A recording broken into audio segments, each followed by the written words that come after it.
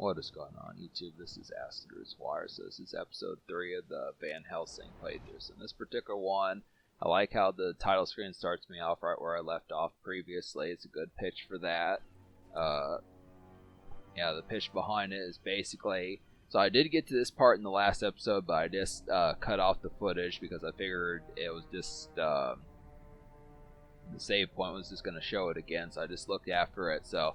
yeah, the game starts off where the last save point was. You can't just pick up exactly where you left off, so it's just kind of within the pitch. So there may not be spillover in some of these, but it's just going to be kind of the concept that I'm just, in some cases, if I kind of turn off the game sooner than like I get to a save point, I will have to do some more of this again, which is just going to lead to more gameplay. But luckily, it's just, there wasn't that much left that I got to by the time I get to the save point. But as a result, yeah, we're still in stage 1 in this episode. So the thing about it is this is kind of a puzzle game here. So it's just kind of within the pitch, just me being able to say, I am kind of doing a blind run of this. I mean, I did know some of this game back in the day when I played it with pals and pitches like that, but once again, it's been 20 years since the last time I played this game, so it's just been a pitch behind it, but it's kind of within the fair.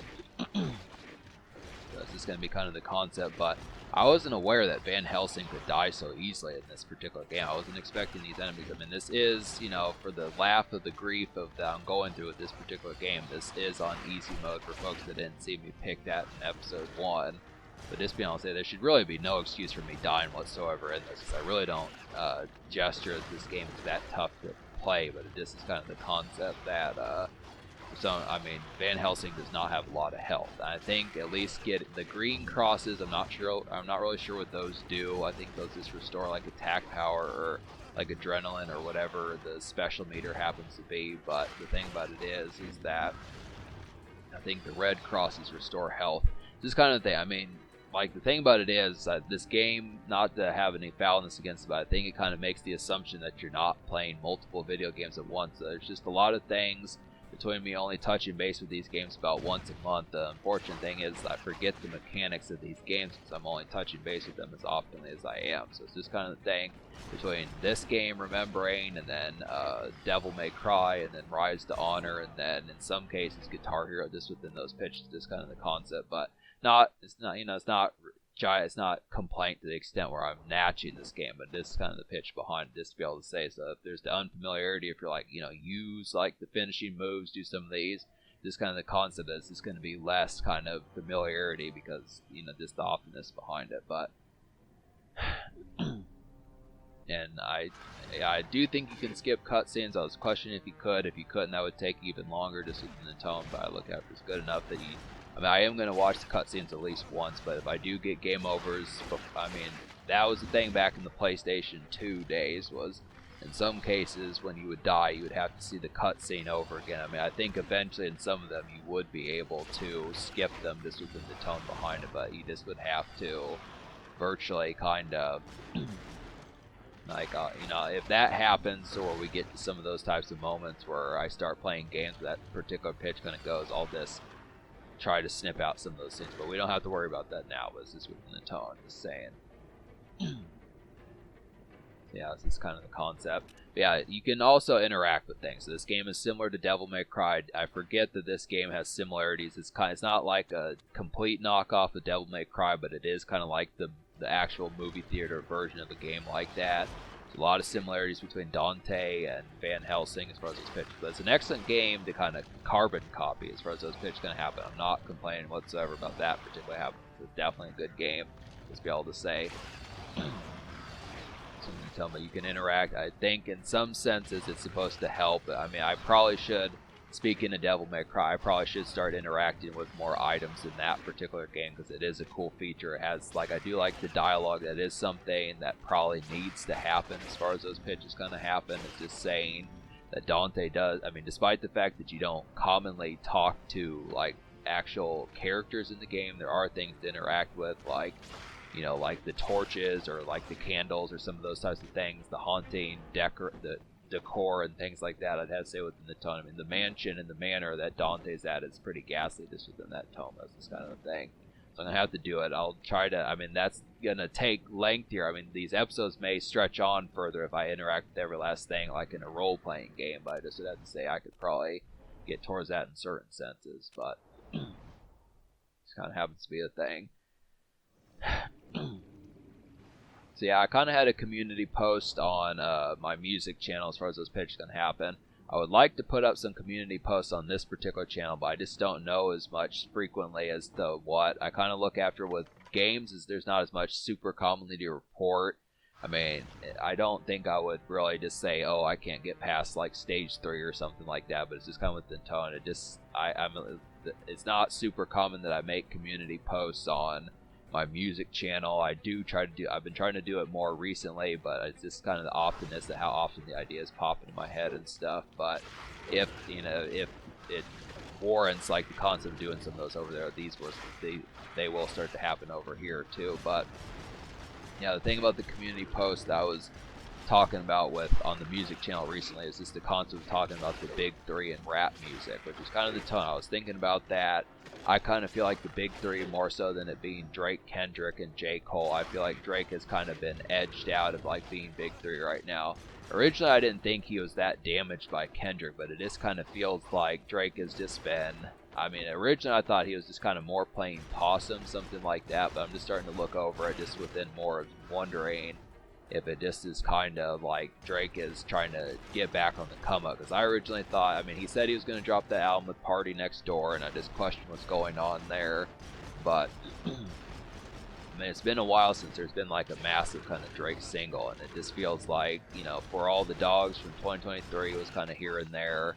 I mean, it's not like it was here and there, but just it felt like the album kind of came and went quicker. But there's just been a lot of albums that have just been kind of coming and going. I am glad that like Eminem has at least been promoting like the death of Slim Shady a lot more. That's pretty good, just considering that it's November and Eminem continues to still be pumping out promotion for that. So at least he's not doing what he did with like Curtain Call 2 and the one before that, like the Music to Be Murdered By albums. Because with that one, especially Music to Be Murdered By Side B, he was gone within like the same few weeks that he put those projects out. Like basically, I remember like Music to Be Murdered By Side A came out during like the COVID pandemic, and he basically put out like the music video to Godzilla, and then that was it. I think there were only 2 music videos off that one, and then the other one, the Music to Be Murdered By Side B, went away by basically like the first month of 2021. So it was just kind of within the pitch,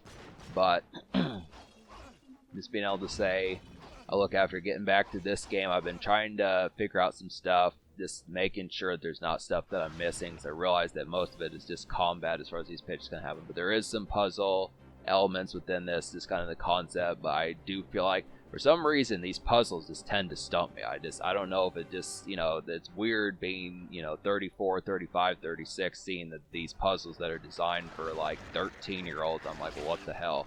And it's not to say the concept is potent as I am with like the music reviews and stuff. I just look after it, just kind of the concept that, I mean, it goes to show that these games probably should not just be seen as just being for like, 12-year-olds or 15-year-olds, something like that. I mean, I think these video games, like Van Helsing is a dope enough series to be able to say that you don't have to just be, teenager to be able to play this game. So it's just within your tone. And maybe it's just that those puzzles are that simple, but I just look after it is within the concepts. Same thing with Devil May Cry that has some puzzle stuff in there, but...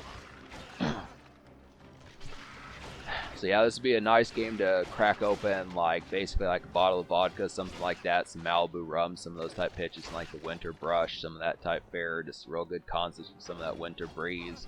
Go out and smoke like a Swisher, and like this feels like a winter game just by the tone. I mean, Van Helsing looks like he's dressed up for winter, some of that type fare. I think he's actually in like Transylvania or something like that. There needs to be more movies like this. They need another game like this. I mean, this was like a great aesthetic for a movie, just the way this movie came out and just did its thing, and it was a good movie. I originally thought that this was based off of like a comic or something like that. I almost thought it was in like the Marvel or DC universe, but it really isn't. I don't know where it stemmed from, if this was just a movie franchise and then it just developed into a franchise. But yeah, this is kind of a one and done. I'm actually almost glad that, I don't want to say glad, but it's just a good concept that the movie just kind of happened and they just did it, and it just did what it did. But as a result, I don't know if they need to do like a reboot of it, but this was just a good movie that just happened. Very similar to like The Crow, the original The Crow that happened back in '93 and stuff, or the early '90s. Just some good stuff. But yeah, it's kind of chatty in this particular episode. Just some good stuff to kind of get here, but there's just not much terrible progress in this particular one. I realized I'm still in stage 1. I don't know how many stages are in this particular game. It's just kind of the concept. I feel like the bear behind this is just going to be me saying this within the tone behind it, me questioning how this game's going to cap off, because it may wind up being like pretty close to like 30 parts or something like that. It may be about the length. I think because these are PlayStation 2 games, I'm probably going to say that a lot of these are going to be over 20 or 25 parts as far as those pitches going to happen. If I just look after it.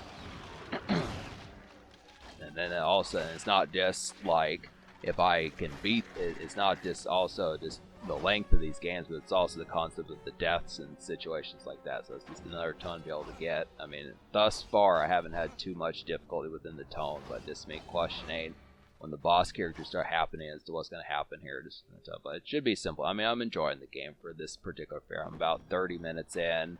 Really, probably more about 15 minutes in, because most standard people, if it had been like the actual target audience, people 13 or 16 or 18, something like that, they probably would have been at this particular part by probably 15 minutes in, something like that, or at least relatively, first hour of the play, something like that. But yeah, just some good concepts, just being able to get it. But yeah, just some good winter kickback, just beefing up this playlist just as far as those tones going to happen, just being able to get towards it. Some good type stuff here, easily kind of popcorn videos, pitches like that, just some extra kind of bona fide content.